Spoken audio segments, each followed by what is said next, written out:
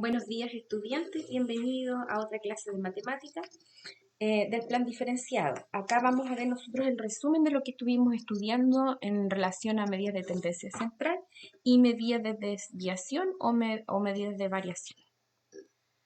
Bueno, vamos a comenzar primero por el objetivo de la clase, que es determinar la media aritmética para todos los datos, para datos agrupados en tablas.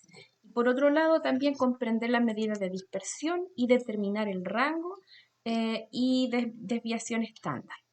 Vamos a comenzar entonces por la media aritmética. Lo que habíamos hablado es que la media aritmética para datos agrupados se refiere a intervalos, ¿ya? Los datos agrupados es lo mismo que intervalos. Un intervalo es un conjunto de números, veíamos nosotros, donde se resume y se escribe de esta manera. Desde 15 a 19 es el conjunto de datos que está entre el 15 y el 19, incluyendo estos valores, el 15, el 16, 17, 18 y 19. Ya esto quiere decir este conjunto de datos. En este conjunto de datos primero teníamos que calcular la marca de clase, y la marca de clase es simplemente la suma de los valores extremos del intervalo dividirlo por 2. Pero no es necesario calcularlo, ya que podemos ver también mentalmente cuál es el valor que está justo en la mitad. Entre el 15 y el 19 es el 17. Entonces, muchas veces también no es necesario calcularlo.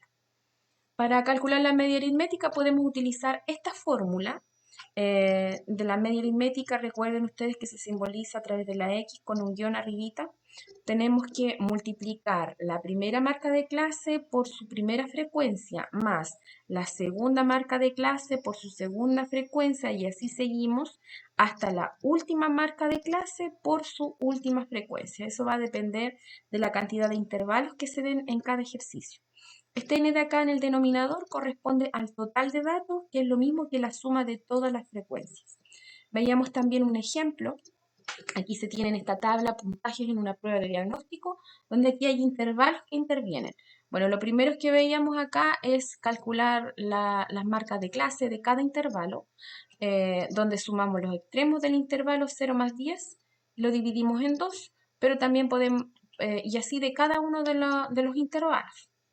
¿Ya? Pero veíamos también que no era necesario resolverlo, porque podemos verlo también eh, de manera, solamente observando que el número que está en la mitad entre el 0 y el 10 es el 5, por lo tanto esa es la marca de clase. El número que está en la mitad entre el 10 y el 20 es el 15, esa es la marca de clase. El número que está en la mitad entre el 20 y el 30 es el 25, y esa es la marca de clase. Entonces, para calcular la media aritmética para este intervalo, tenemos que multiplicar entonces la primera marca de clase 5 por su frecuencia, 2, más la segunda marca de clase 15 por su frecuencia, 6, más la última marca de clase por su frecuencia. Y lo dividimos en el total de datos, lo que está acá, es decir, la suma de todas las frecuencias absolutas, 2 más 6 más 21. Bueno, operando primero se resuelve la multiplicación. De manera simultánea podemos sumar en el denominador. Finalmente sumamos 10 más 90 más 525 y se divide en 29, lo que nos da un total de 21,55. Eso en realidad son solamente operatorios que realizar. En cuanto a medidas de dispersión, habíamos visto que a través de este ejemplo nos mostraban tres conjuntos de datos distintos. El primer conjunto representa el banco número 1, donde se tienen 3 clientes, donde es el tiempo de demora, en el tiempo de espera que tiene cada cliente, ¿ya? Y eso lo podemos también graficar, y podemos ver que la media aritmética entre 6, 6 y 6 es 6, ¿ya? Y graficando cada tiempo de espera, vemos que no hay ninguna variación al respecto. En cuanto al segundo conjunto de datos, en el segundo banco, podemos graficar el tiempo de espera de cada cliente, 1, 2, 3, donde se tienen 4 minutos, 7 minutos, 7 minutos, y viendo la media aritmética, sumamos 7 más 7 más 4, lo dividimos en 3, la media corresponde a 6. ¿Ya? Entonces aquí vemos que no hay tanta variación de cada dato en relación a la media aritmética. Y por último, en el tercer conjunto de datos, graficamos, cada barra representa el tiempo de espera de cada cliente. 1, 3 y 14. La media aritmética, sumando 14 más 3 más 1, dividirlo por 3, también daba un total de 6. Y veíamos que cada barrita hay una gran diferencia en relación a la media. Así que aquí hay una gran variación. Eso es más que nada la idea general de medida de dispersión o de variación. ¿Ya? Pero veíamos también eh, cuáles son los tipos de medidas de dispersión. Son 3: rango, desviación estándar y varianza, de los cuales aquí se mencionaron solamente los 2 primeros. El rango corresponde a la diferencia entre el valor máximo y el valor mínimo. Bueno, aquí en este ejemplo, en el primer ejemplo, se determinó el rango de cada uno de los 3 bancos que se dieron en el ejemplo anterior. ¿Ya? Entonces, calculamos por un lado el rango del primer banco. Restamos el número mayor con el número menor. Aquí, como son iguales, el resultado nos da 0 minutos. Para el segundo conjunto de datos también se calculó el rango, que es el valor mayor con el valor menor. 7 menos 4 que da 3 minutos. Y en el tercer conjunto de datos, en el tercer banco, se resta el valor mayor, 14, con el valor menor, que es 1. Nos da 13 minutos. Y veíamos que en el primer conjunto de datos daba 0, y en el último conjunto de datos daba 13, el mayor rango de todos. Por lo tanto, aquí podemos ver que en el tercer banco hay mucho más variación en relación a los otros bancos. Y en el primer banco prácticamente no hay variación, ya que el rango es 0. ¿Ya? Ahora, aquí en los ejercicios también se podría dar un solo conjunto de datos y obtener el rango. Pero lo ideal es que se den varios conjuntos de datos para hacer una comparación entre rango de un rango a otro. Entonces, eso es lo ideal para poder hacer un análisis.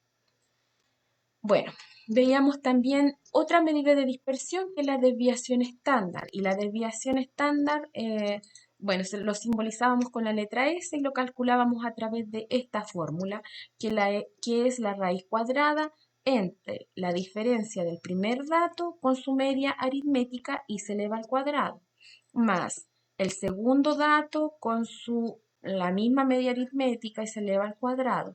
Así seguimos hasta el último dato, le resto su media aritmética y se eleva al cuadrado. Finalmente eso se divide por el total de datos que se representa por n. Veíamos también un ejemplo en las edades de 4 niños, que son 2 años, 4 años, 6 años, 8 años, y se pide acá calcular la desviación estándar. Lo primero es calcular la media aritmética de estos datos que están acá. 2 más 4 más 6 más 8 se divide en el total de datos, que son 4 niños, y eso nos da que la media aritmética es 5. Y en el segundo paso reemplazamos los datos entonces en la fórmula de la desviación estándar. ¿Ya? Entonces tenemos que el primer dato, que es 2, le resto la media aritmética, que ya la calculamos, es 5, se eleva al cuadrado, más el segundo dato acá, que es 4, le resto la misma media aritmética, que es 5, y se eleva al cuadrado, más el tercer dato, que es 6, le resto también la media aritmética, que es 5, y se eleva al cuadrado, más el último dato, que es 8, se le resta la misma media aritmética y se eleva al cuadrado. A su vez se divide en el total de datos, que son 4 valores. ¿Ya? Aquí entonces hay que saber cuál es la prioridad de cada operatoria. Los primeros son los paréntesis, es decir, la resta. Después son las potencias. Después de las potencias habría que sumar esos datos que están en el numerador. Después dividir la fracción, 20 dividido 4 ya queda exacto, y calcular raíz. En este caso, raíz cuadrada de 5 es 2,2. Por lo tanto, la desviación estándar es aproximadamente 2,2 años. Bueno, y en cuanto a la actividad, es en relación a lo mismo. En relación a esto, entonces se va a hacer la evaluación de la próxima semana.